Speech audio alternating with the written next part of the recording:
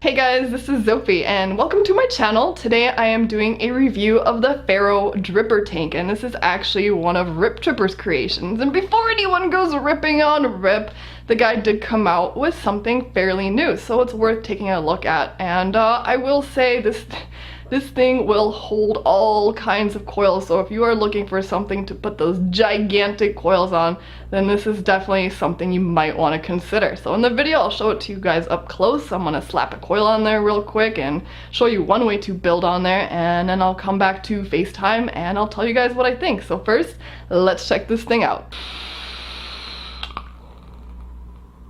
So here is the packaging for the Pharaoh, the Dripper Tank, a RiP Trippers project. This is manufactured by Digiflavor and their website is on the side, both sides of the box. And over here is RiP Trippers' autograph. On the back of the box is some features, what's included inside of the box, and a scratch-off authenticity code. Inside of the box you'll find this little spare parts bag. There'll be some extra screws, a 510 adapter, extra O-rings, and the little tool. The Pharaoh will come with two different drip tips. They are the same in diameter, however one has a spitback guard and the other one does not. And here is the Pharaoh Dripper Tank. Now these do come in stainless steel and black. So on the bottom you'll notice that each one of these is numbered. There's RiP's autograph again. Here's the contact pin. It is gold plated and it is also adjustable. So before I open this up and show you guys the rest, you'll notice that there's 3 airflow slits and they are only on one side.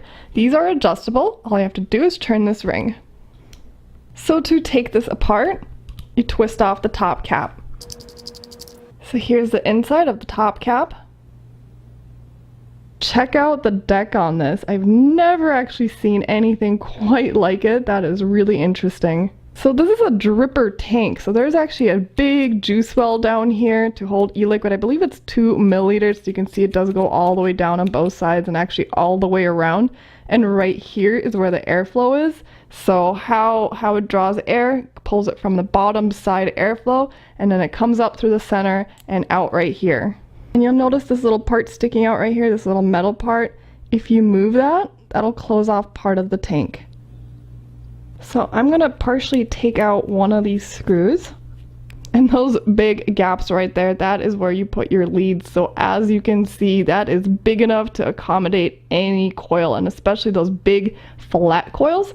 So I'm going to throw a coil on here really quick and show you guys one way to build on this. So I'm going to put a frame staple coil inside of here. This is from purecoils.com, and here is what those look like.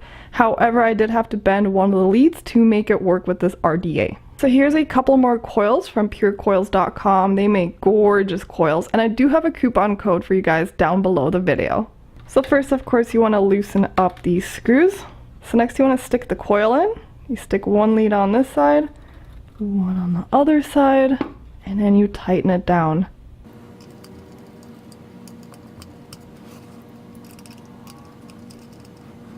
Once you tighten this down, clip off the excess leads. Then I like to stick a screwdriver through here, make sure that everything is centered over the airflow. And then you want to position that coil as low to the airflow as you can get without touching anything. And if you're wondering what this coil is made out of, it is canthal and nichrome. The resistance on the coil is 0.23 ohms. Next I'm going to dry fire this, make sure everything's firing correctly. You want it firing from the inside out, and I just pulse it. For hot spots I just take some tweezers, these are ceramic tweezers, and I just lightly strum the coils. Alright, so let's see if it fires correctly now. Inside, out. And I'm not seeing any hot spots, but I am going to take this off camera and double check. For the cotton, I'm going to be using some Kendo vape cotton. So I ripped off a piece of cotton, twist one of the ends, and stick that through the coil. I'm going to cut off some of the extra cotton, and then I do this to the ends because I think it soaks up e-liquid better this way than just leaving it the way it is. And for this I'm just using a pair of needle nose tweezers.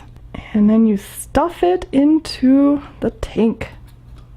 Before I stuff the other end in, I'm going to fill that reservoir with some e-liquid.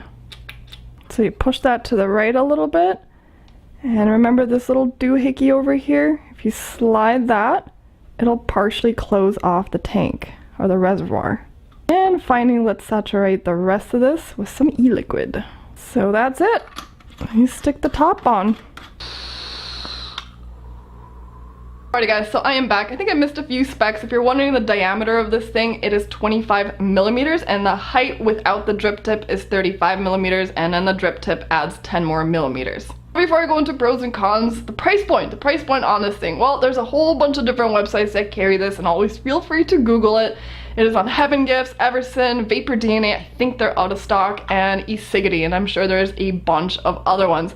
And these things are around like $35 to $40 depending on where you look. So the price point isn't bad, but you're probably wondering, well, how does it perform? I will say with the frame staple coil I put in there, I did have too much cotton, so I did have to remove about half of that, and I did end up getting it to work, and the flavor is phenomenal. It is definitely above average. It is above average, but it is not the best out there. So on a scale of 1 to 10 flavor wise, it's about a 7.5 tops, so it's pretty damn good.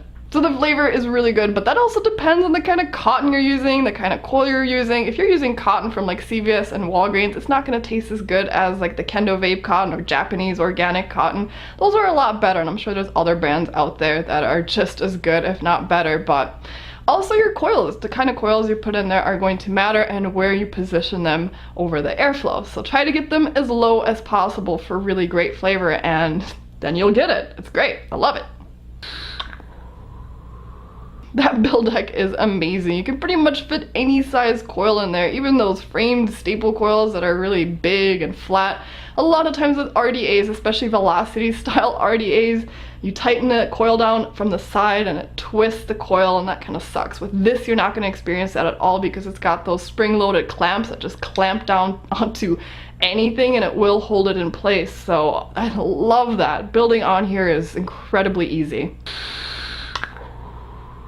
So as much as I really like this thing, it does have a couple cons. First of all, you can't drip directly onto the coil because of that airflow. The airflow is right underneath the coil, and it'll come out of that bottom airflow and all over the mod and your hands and everything. It's just going to be a complete mess. So that's con number one. Con number two, filling this. Filling this with e-liquid can be a pain in the butt. So you can take off the drip tip, you can kind of angle it and then drip onto the cotton. Try to aim for the cotton, and then repeat on the other side. Do like 5 to 10 drips. The second way to fill this up, and this is my preferred method, is just to twist off the top cap. So you gotta twist that off. And then you can pour your liquid directly into the reservoir below the deck. So kind of annoying, kind of annoying. So my last complaint, and this really has nothing to do with the dripper, I just really wish they would have included some instructions, because there's going to be a lot of people that get their hands on this and have no idea what they're doing. But luckily, RiP does have a video, a tutorial video on how to build on this and how to use it. So I will provide the link to his video down below my video.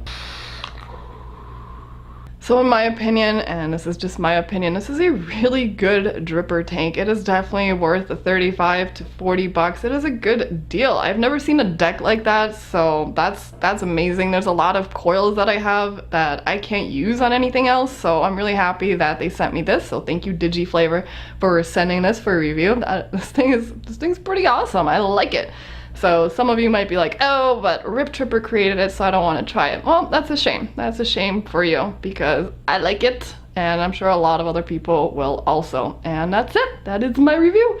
So if you kind of enjoyed what you saw, please do subscribe. I'm also on Facebook, Twitter, and Instagram, and I'll give you guys the links to a bunch of websites where you can purchase this. Also RiP's tutorial video and my Instagram and Facebook. So that's it. That's it. That's it. I will see you guys next time. Bye.